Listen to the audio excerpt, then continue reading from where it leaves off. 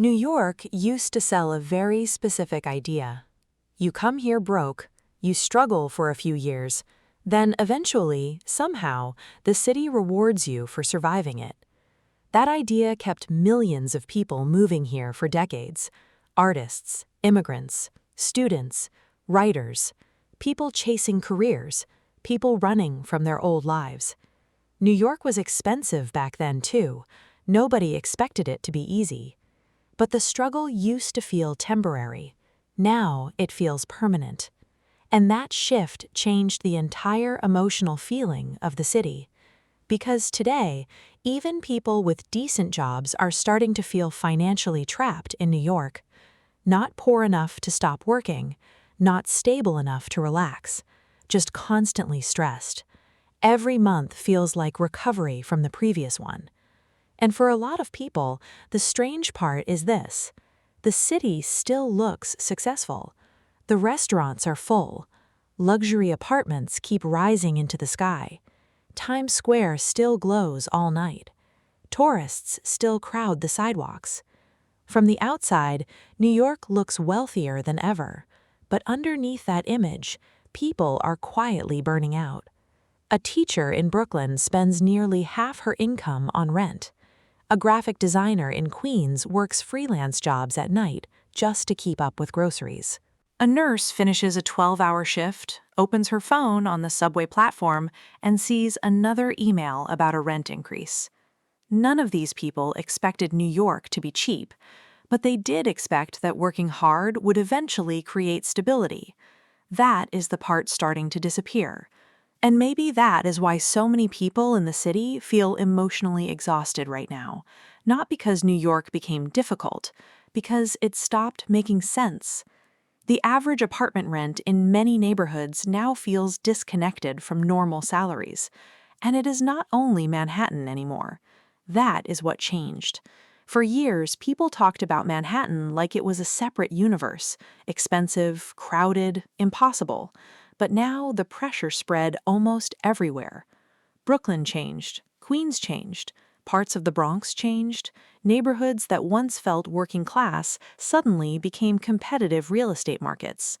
And once housing costs rise high enough, everything around it changes too. The local coffee shop raises prices because rent went up. Restaurants charge more because labor costs increased. Small grocery stores struggle to survive. Daycare becomes expensive. Transportation feels expensive. Even simple weekends start feeling financially calculated. People stop making casual decisions. Everything becomes math. Can I afford dinner outside this week? Can I take this cab home? Should I move farther away from work? Can I survive another lease renewal? That constant calculation changes people psychologically, especially in a city already built around pressure. New York moves fast. Everybody is late. Everybody is working. Everybody looks like they are chasing something. And when financial stress gets added on top of that pace, life starts feeling less like living and more like maintenance. You keep yourself going, barely. Then do it all again next month. A lot of people blame themselves first. That is part of the reason this crisis became so emotionally confusing. People think maybe they made bad choices. Maybe they are not disciplined enough. Maybe everybody else figured out adulthood better than they did. But then they look around and realize something strange. Everyone is stressed. The bartender is stressed. The lawyer is stressed. The tech worker is stressed. The couple making six figures are stressed. At some point, people started realizing the problem might not just be personal budgeting. The system itself changed. Because housing in New York slowly stopped functioning as housing, it became an investment product. For decades, wealthy investors treated New York real estate like one of the safest places in the world to park money. Developers noticed where the profits were. Luxury buildings exploded across the city. Glass towers rose everywhere. Apartments became assets first and homes second. Meanwhile, affordable housing never kept pace with demand. So the competition became brutal. And once rent takes most of your paycheck, the rest of life becomes fragile very quickly. One unexpected medical bill matters. One missed paycheck matters. One rent increase matters. People start delaying major life decisions: marriage, children, moving, career changes. Some stay in jobs they hate because financial risk feels impossible now. Others move farther from the city center and spend hours commuting every day. And slowly, over time, the emotional relationship people have with New York started changing. The city used to feel chaotic but hopeful. Now many residents describe it differently: exhausting, transactional, cold. Like every square foot exists to extract money from someone. You can feel that shift walking through certain neighborhoods. Local stores disappear. Chain businesses replace them. Familiar places vanish almost overnight. A family-owned restaurant closes. Then a luxury gym appears 6 months later. The city still looks polished, but something human starts fading underneath it. And the people disappearing first are usually the people who gave New York its identity in the first place: artists, musicians, immigrant families, small business owners, creative people willing to struggle because the city once gave them space to build something later. Historically, New York worked because different types of people could exist near each other. A banker lived next to a musician. A restaurant worker lived near a fashion designer. That mixture created energy, culture, randomness, the feeling that anything could happen here. But when only high earners can comfortably survive, cities slowly lose that texture. They become cleaner, more corporate, less alive. And maybe the hardest part is that this transformation happened slowly enough that people barely noticed it at first. Year by year, rent increase by rent increase, neighborhood by neighborhood, until one day people looked around and realized they no longer recognized the version of New York they were living in. Then the pandemic hit, and for a moment it looked like the city might reset itself. People moved away, apartment prices dropped temporarily, remote work changed the economy almost overnight. There was this brief idea that maybe New York would become affordable again, but that moment disappeared fast. Rents climbed again, inflation spread across daily life, construction costs increased, interest rates rose, and suddenly the city became expensive in every direction at once. Housing became harder, food became harder, basic living became harder. At the same time, many salaries failed to keep up with reality, and that created a dangerous emotional gap. People technically earned decent money, but they no longer felt financially secure. That feeling matters more than people think, because cities run on emotion too. Optimism matters, belief matters, the feeling that your future is improving matters. Once enough people stop believing their effort will lead somewhere stable, the entire atmosphere changes.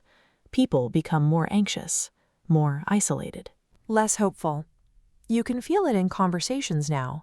Friends discussing rent the way previous generations discussed weather. People joking about needing 3 roommates in their 30s. Couples quietly debating whether they should leave the city entirely. And still, despite all of this, millions of people stay. That is the part outsiders sometimes fail to understand. New York still offers something very few places can replicate: momentum.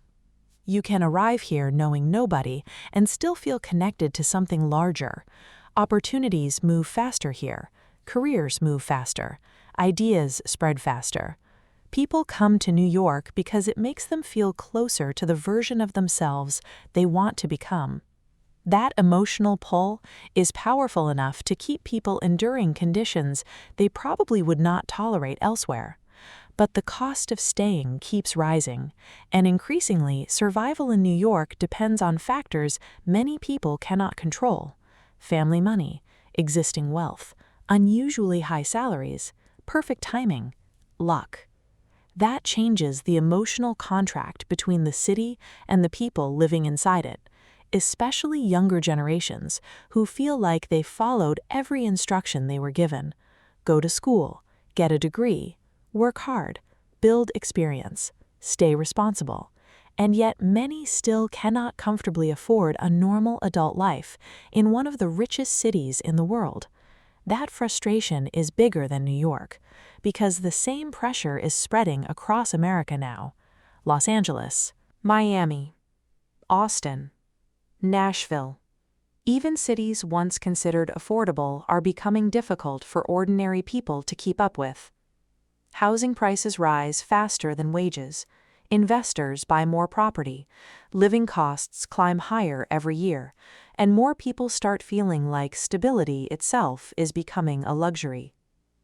New York simply reached this point earlier than most places. The city acts like an amplifier. Everything becomes visible there first. Money, inequality, burnout, ambition, pressure. That is why what happens in New York tends to matter beyond New York itself, because this story is not really about expensive apartments. It is about something deeper. Whether modern cities still have room for ordinary people to build meaningful lives, whether hard work still creates stability, whether younger generations can realistically imagine a future that feels secure. And maybe that is the real reason this conversation feels emotional for so many people. Because affordability is not only about money, it affects relationships, mental health, families, communities. The ability to imagine a future without constant financial anxiety. New York is still one of the most influential cities on Earth, still exciting, still creative, still full of energy. But more residents are quietly asking themselves the same question now. What exactly am I sacrificing all of this for? And when enough people start asking that question at the same time, cities change. Not dramatically, quietly. One roommate agreement at a time, one rent increase at a time, one exhausted subway ride at a time, one person leaving the city at a time.